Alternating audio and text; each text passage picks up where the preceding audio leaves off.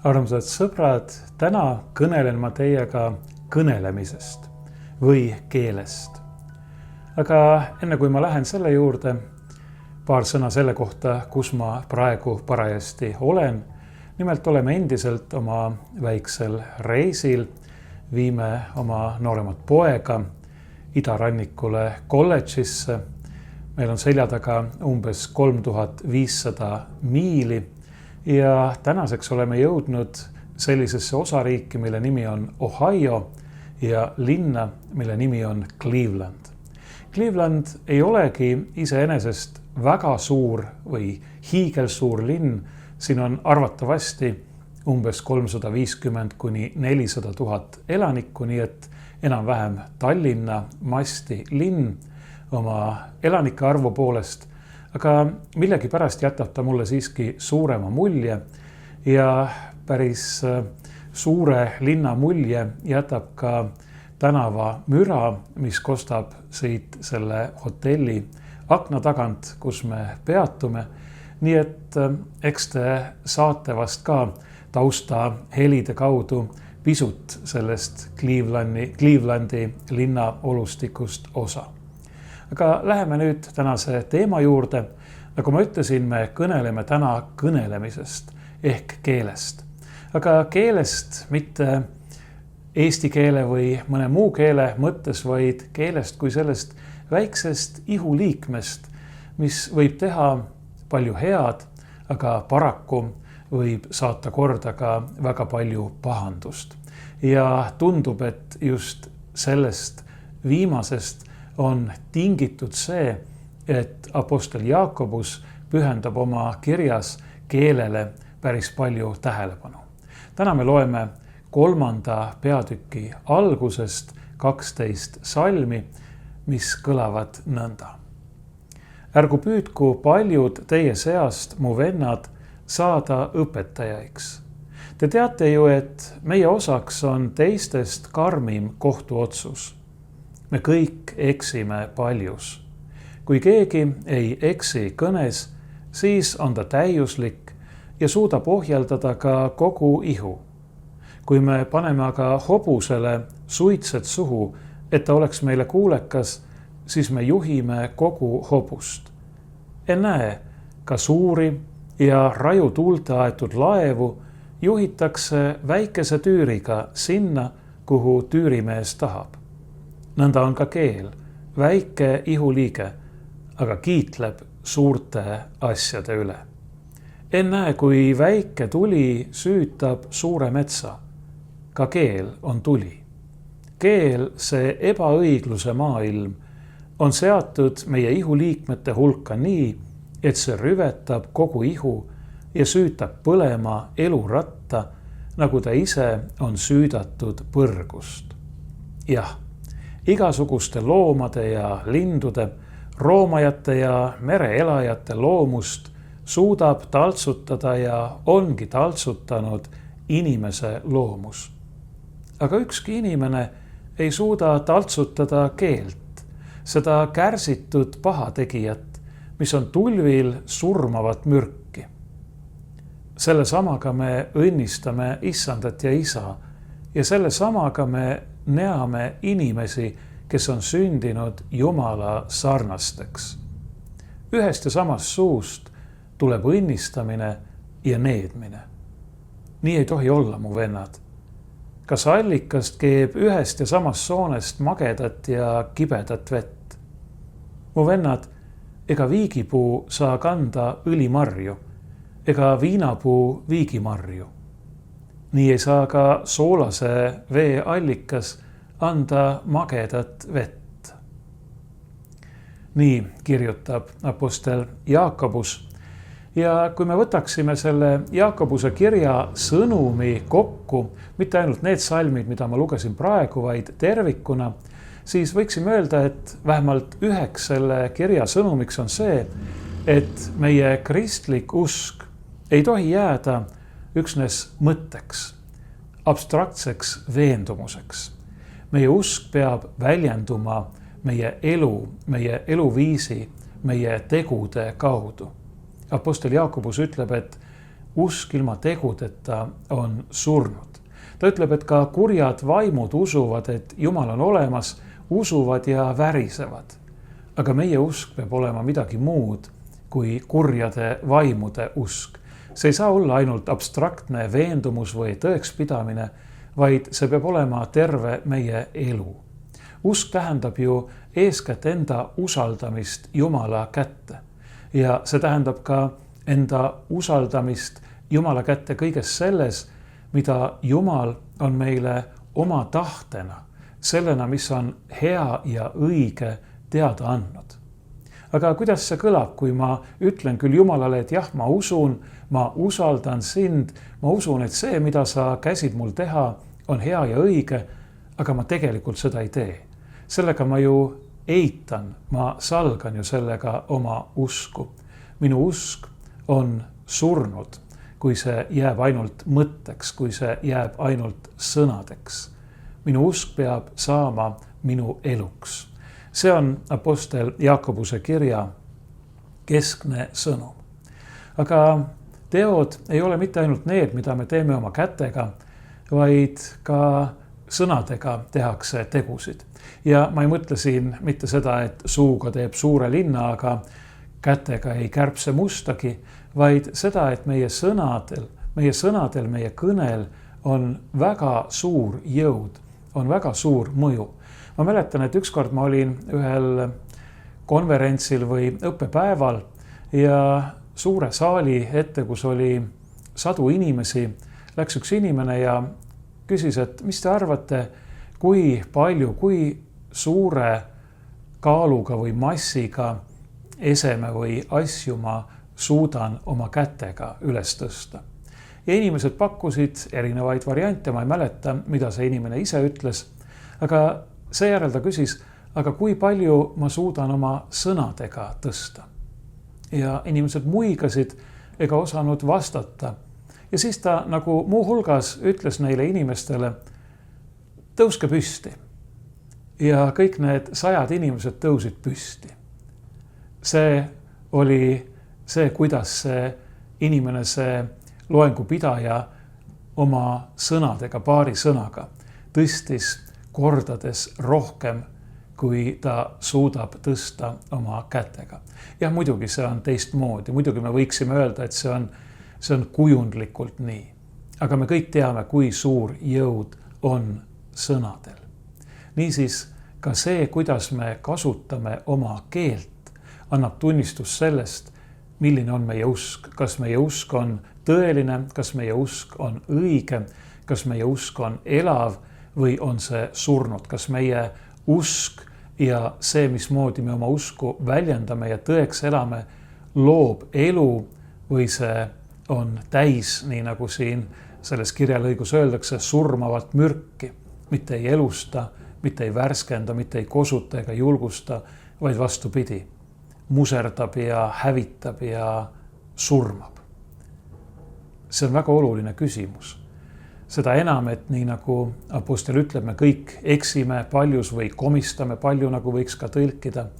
Me ei suuda taltsutada oma keelt samal määral, nagu me suudame taltsutada või talitseda, ohjeldada või ohjata näiteks hobuseid või juhtida isegi suuri laevu. Jah, nii see on. Me võime teha suuri asju, me võime lennata ja küll mitte me kõik, aga inimkonna esindajad kuu peale. Me võime õppida tundma looduse saladusi sügavustesse ja kõrgustesse, väiksesse ja suurde, aga me ei suuda taltsutada, talitseda ega juhtida, vähemalt mitte alati ja vähemalt mitte kõik meie hulgast oma keelt. Ja ometi on see nii tähtis, sest et see on, nagu apostel Jaakobus meile näitab, üks selgemaid märke sellest, kas meie usk on tõeline ja elav või on see surnud. Ta ütleb, et nagu ma juba nimetasin, me kõik eksime paljus, me kõik komistame palju ja siin selle peatüki alguses ta rõhutab, et eriti kergesti võib see puudutada just neid, kes on seatud kõnelema, kes on seatud õpetama, kes on seatud juhatama, sellepärast ta ka hoiatab, et ärgu paljud teie seast tahku saada õpetajaiks, sest et meie käest nõutakse rohkem. Meie üle mõistetakse karmimalt kohut. Õpetaja amet, ja ma ei pea silmas mitte ainult kirikuõpetaja või kooliõpetaja ametit, vaid igasugune õpetamise ja juhatamise amet on väga auväärne. Kõige auväärsem on tegelikult minu arvates ema ja isa kutsumus, sest et ema ja isa kätte nende kujundada on antud ju uus elu, uue inimese hing ja nende vastutus on väga suur. Nii selles, kuidas nad kasutavad oma sõnu kui ka kõiges muus. Nii et pangem tähele, meie sõnad ei puuduta ju mitte üksnes meid, nad ei mõjuta ju mitte üksnes ja isegi mitte esmajärjekorras meid endid, vaid neid inimesi, kes on meie ümber. Jakobus kasutab huvitavaid võrdlusi. Ta võrdleb keelt või seda, kuidas me oma keelt peaksime talitsema või juhtima hobuste suistega. Ta kasutab võrdpilti laeva tüürist. Ta võrdleb keelt ka tulega. Ta ütleb, et ka keel on tuli.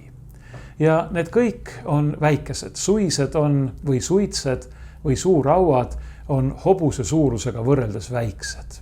Eks ole, meie keel on väike. Laeva tüür on võrreldes laeva suurusega väike. Ja ka väike tuli suudab süüdata ja maha põletada suuri maju või terve suure metsa. Ja nõnda võib ka meie keel tihtipeale vaid mõnede väikeste, isegi juhuslikult või kogemata lausutud sõnade kaudu tuua esile suuri muutusi, muuta nii meid endid, kogu meie elu, meie endi ja teiste inimeste elu, nagu Jakobus ütleb, süüdata põlema terve elu ratta. See võib teha palju kurja, see võib rikkuda suhteid, see võib purustada usaldust, see võib süüdata taolise tulekahju, mida pole võimalik enam kustutada. Aga muidugi võib keel teha ju ka hoopis vastupidist ja küllap me teame seda. Tõsi küll, vahel tundub nii, et parem on vaikida kui kõnelda. Vaikimine on kuld ja kõnelemine on hõbe, aga nii tihti me siiski vajame sõnu ja küll on hea, kui meie kõrval on siis inimene, kes oskab meile öelda selle õige sõna, võib-olla selle ühe ainsa sõna või lause. Küll on hea, kui meie ise oskame olla need, kes õigel ajal ütlevad selle õige lause või kas või selle ühe ainsa õige sõna. Inimene on õppinud taltsutama loomi, valitsema loodusjõude, tegema kõikvõimalikke suuri asju, nii nagu ma juba nimetasin, aga nagu Jakobus tõdeb, oma keele valitsemisega ja talitsemisega jääb ta hätta. Me teame seda enda elust, me teame seda ka ühiskonna elust. Poliitikas tuleb ikka jälle esile see, kuidas keegi ütleb või kirjutab midagi, mille puhul kõik teised mõtlevad, et aga miks ta pidi ometi seda ütlema ja mille puhul ta ehk isegi natukene hiljem tuleb samasugusele äratundmisele. Tõsi küll, küllap me kõik oleme olnud ka selles olukorras, kus me pärast mõtleme, aga miks ma ei öelnud midagi. Ja ka see võib olla väga valus. Õpetussõnade raamatus öeldakse, et surm ja elu on meie keele võimuses. Mõtleme selle peale. Jätame selle meelde, kui on midagi, mida te sellest tänasest jutlusest meelde jätate, siis jätke meelde see õpetussõnade lause, et surm ja elu on keele võimuses, sest täpselt nii see on. Meie sõnad, see, kuidas me kõneleme ja mida me räägime, ei ole midagi kõrvalist ega midagi tähtsusetut. Jeesus ise hoiatab, et kord me peame andma Jumala ees aru igast viimasest kui sõnast. Igast viimasest sõnast me peame andma Jumalale aru. Üks asi, millele Jakobus tänases epistlis, selle epistli lõpus väga teravalt tähelepanu juhib, on see vastuolu, see kummaline valus paradoks, et selle sama ühe ja sama keelega me õnnistame Jumalat ja neame Jumala sarnaseks loodud inimesi. Kuigi nii ei tohi olla, nagu ta ütleb. Selle sama keelega, mille muide Jumal on meile ju kinkinud. Jumal on meile andnud meie keele õnnistamiseks, mitte needmiseks, üles ehitamiseks, mitte maha kiskumiseks ega hävitamiseks, elustamiseks, mitte surmamiseks. Tuleb meelde, kuidas prohvet Jesaja raamatus kõneldakse ja ka ristija Johannes kõneleb hüüdjast häälest kõrbes. See on üks kummaline väljend, küllap ma olen seda mõnes oma jutluses juba maininud, et tavaliselt mõistetakse seda kui niisugust lootusetuse sümbolit või märki. Hüüdja hääl kõrbes, sa hüüad, sa kõneled ja keegi ei kuula. Aga mina ise mõtlen, et tegelikult see on midagi äärmiselt lootusrikast. Sa oled kõrbes, sa oled eksimas ja siis sa kuuled, et keegi hüüab. Keegi, kes sind otsib. Nii tähtis on see sõna. Sõna tõepoolest võib anda elu ja päästa surija, hukkuja surmast. Aga see võib ka surmata, kui sõnadega, kui mõtetega võiks tappa, nii vahel küsitakse. Jakobus võrdleb sõna, ta võrdleb kõnelemist allikaga. Ja ütleb, et allikas ei saa anda korraga magusat ja kibedat vett. Ja ta võrdleb ka puuga ja ütleb, et puu peab kandma seda vilja, mille kandmiseks ta on loodud. Viigipuu peab kandma viigimarju, viinapuu peab kandma viinamarju, õlipuu peab kandma õlipuu marju. Ja samamoodi peab meie kõne vastama sellele, milleks Jumal on meile keele andnud, nagu ma ütlesin, mitte needmiseks, vaid õnnistamiseks, mitte hävitamiseks, purustamiseks, vaid ülesehitamiseks, mitte surmamiseks, vaid elustamiseks. Jumal on selle meile kinkinud. Meie peame kandma Jumalale vilja Jumala auks, aga vilja ka iseenda ja teiste inimeste õnnistuseks. Meie keel, meie kõne peab näitama, et me oleme saanud Jumala uudse viljaks tema loodute seas, nii nagu seesama apostel Jakobus ütleb. Meie keel, meie kõne peavad rääkima meie uuest elust. Oma ligimeste alandamine, nende halvustamine, nende laimamine, neile kurja soovimine ei ole mitte ainult patt nende, vaid Jumala enda vastu. Sest et Jakobus rõhutab, nad on ju loodud Jumala sarnaseks, Jumala poolt tema sarnaseks. Kui sa põlgad Jumala loodut, siis sellega sa väljendad põlgust Jumala enda suhtes. Martin Luther ütleb väikses katekismuses 8. käsu seletuses väga ilusti, kuidas me peaksime oma keelt meile Jumala poolt õnnistuseks ja õnnistamiseks kingitud keelt kasutama. Ma tuletan meelde, et 8. käsk keelab meil valetunnistuse andmise ja Martin Luther seletab seda nõnda. Me peame Jumalat kartma ja armastama nii, et me oma ligimese peale valet ei tunnista.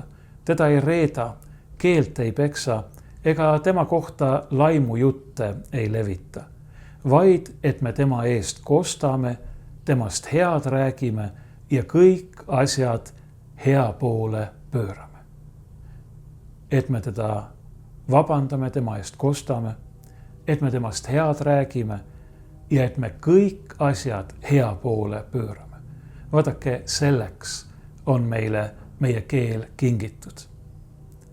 Ja eks me igaüks peame nüüd vastama küsimusele, kuidas me oleme seda Jumala poolt meile õnnistamiseks ja hea tegemiseks kingitud keelt kasutanud.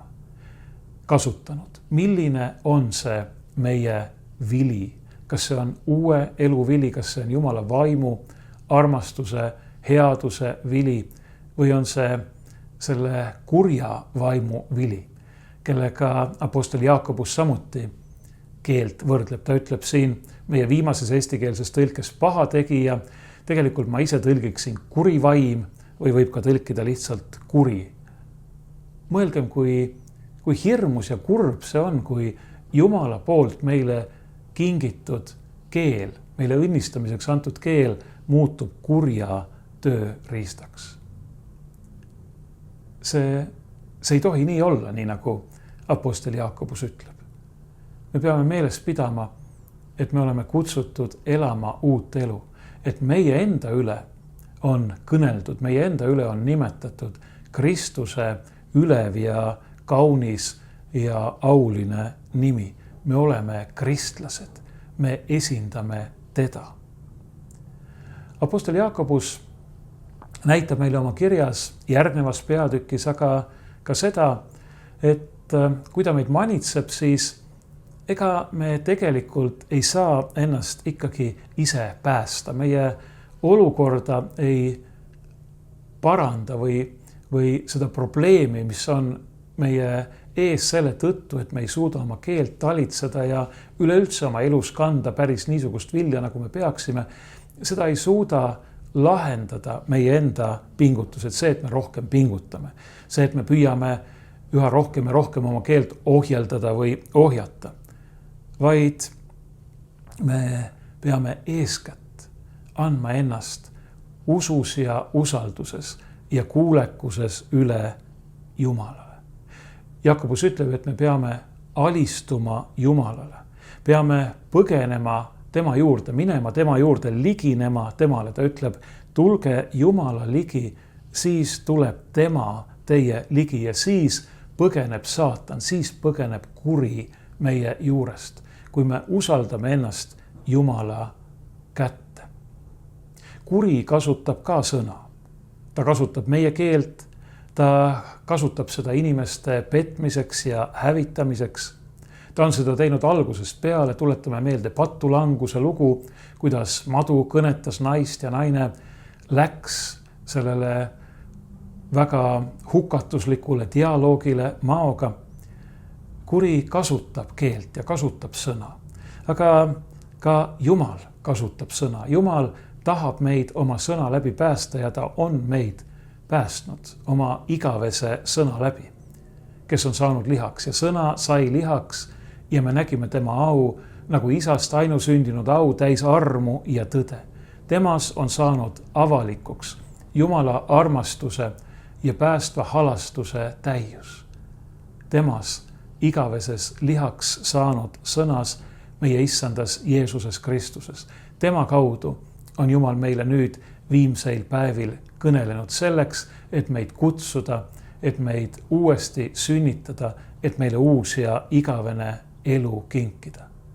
Ainult Jumal võib muuta meie südant.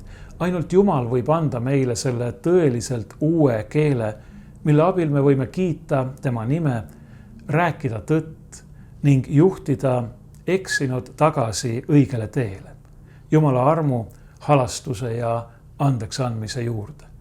See ongi kõige olulisem osa sellest õnnistusest või õnnistamisest, milleks meile meie keel on antud. Et juhtida meid endid ja teisi inimesi meie ümber tagasi Jumala juurde, tema armu, tema halastuse, andeks andmise ja armastuse juurde. Niisiis, keele õige kasutamine ei seisne ainult hoidumises sellega kurja tegemast, vaid see seisneb märksa enam selle abil hea tegemises. Eeskätt hingede päästmisele kaasa aitamises.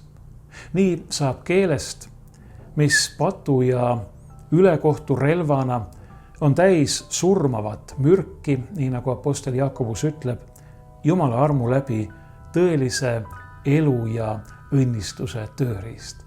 Ja just selleks on keel meile antud.